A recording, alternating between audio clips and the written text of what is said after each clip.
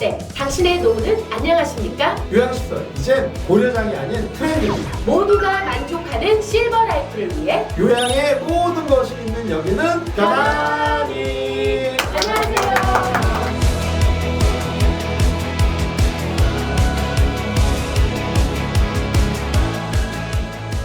오늘 편안히에서 다룰 주제는요, 10년 이내의 요양시설 관련 트렌드 변화 예측에 대해서 이야기를 나눠보도록 예. 하겠습니다. 사실은 제가 요양과 관련된 여러 가지 비즈니스를 하고 많은 일들을 하다 보니까 향후에 좀 예상되는 그런 내용들이 있습니다. 그쵸. 그걸 좀 몇 가지 좀 얘기를 한번 해보려고. 네네. 이 중에 한두 개는 제가 신조어 만든 거 있거든요. 어? 이 말은 제가 혼자 좀 열심히 밀고 있는데 나중에 생길지 모르겠어요. 아, 제가 한번 가능성을 예. 볼게요. 네. 먼저 이제 가장 큰 예측은 대기업의 시장 참여가 점점 더 확대될 거고 소유와 경영이 아마 분리가 될 겁니다. 여기에 대기업들이 들어오는 건 어쩔 수가 없어요. 분명히 장단점은 있고 네. 개인 사업자로 영세하게 운영하시던 분들 입장에서는 경쟁이 되게 심해지고 걱정이 되시는 분들이 네, 있을 네. 수 있지만 네. 대부분 시장을 되게 크게 하고 네. 또 여러 가지 제약이 많던 규정들을 좀 허무는 역할도 하기 때문에 너무 나쁘게만 생각하실 필요는 없습니다. 그리고 지금은 보면 시장에 대한 인식이 너무 안 좋아서 수요 자체가 꽉 막혀 있거든요. 근데 제가 보기에는 대기업들도 들어오고 앞으로 좀 허물어진다고 하면은 네. 또 다른 시장이 될 수가 있습니다. 네. 소유와 경영의 분리 같은 경우에도 네. 일반적인 주식회사 같은 정도는 아니라고 하더라도 내가 어느 정도 재력이 있거나 종교적인 봉사의 의미로 해서 요양시설을 소유를 하더라도 반드시 본인이 직접 운영하는 게 아니라 믿을 만한 어떤 시스템이나 분들에게 맡겨서 네. 소정의 취지를 이룰 수 있는 그런 상태로 갈 것이다. 지금 이미 많이 진행이 되고 있고 아마 지금보다 훨씬 심화될 거라고 생각이 듭니다. 이렇다 보니 두 번째 트렌드는 고급화 및 차별화입니다. 고급화라는 건 지금 대부분의 대기업들이 이 시장에 들어오면서 다 고급화를 하고 있거든요. 거의 1인 시설만 있거나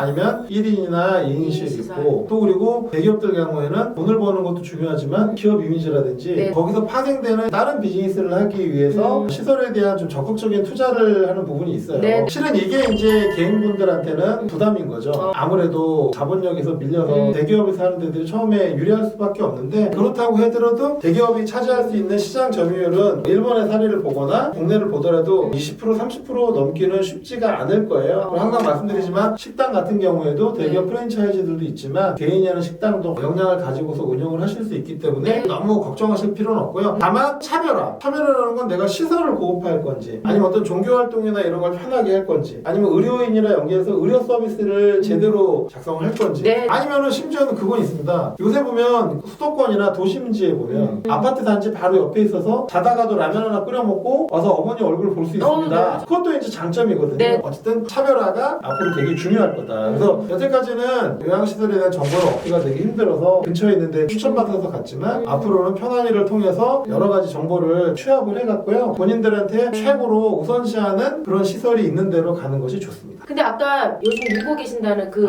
이게 장사 신조 언제 나오나? 요새권입니다. 요새권. 아하. 요새권이라는 말 나오면 나중에 편안히 위대표가 민 단어입니다. 네. 항상 우리가 아파트 가격을 네. 바치는 게 학교, 숲세권, 학세권, 뭐 수세권 역세권. 됐어요. 수세권도. 수세권이 뭐죠? 스타벅스.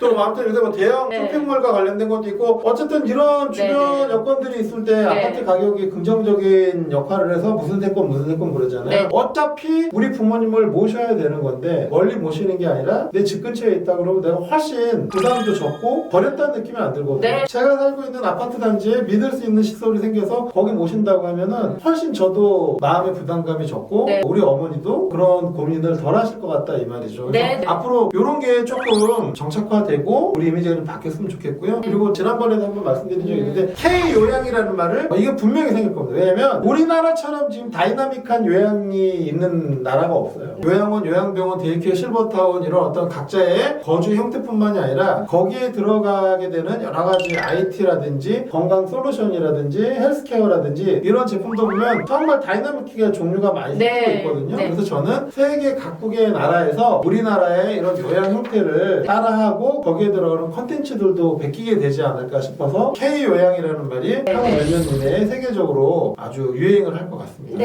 어쨌든 요새권하고 K-요양은 제가 지금 열심히 밀고 있습니다. 아마 5년, 10년 내에 기사에서 아마 이 말이 분명히 나옵니다. 자, 오늘은요 10년 이내 요양시설 관련 트렌드 변화 예측에 대해서 이야기를 나눠봤습니다. 앞으로도 편안이는 요양에 관한 모든 것들을 함께 고민하고 해결해 나가도록 하겠습니다. 여러분의 실버 라이프가 골드 라이프가 되는 그날까지 저희 편안이의 노력은 계속됩니다. 여러분 이번 한 주간도 다 함께 편안히. 감사합니다.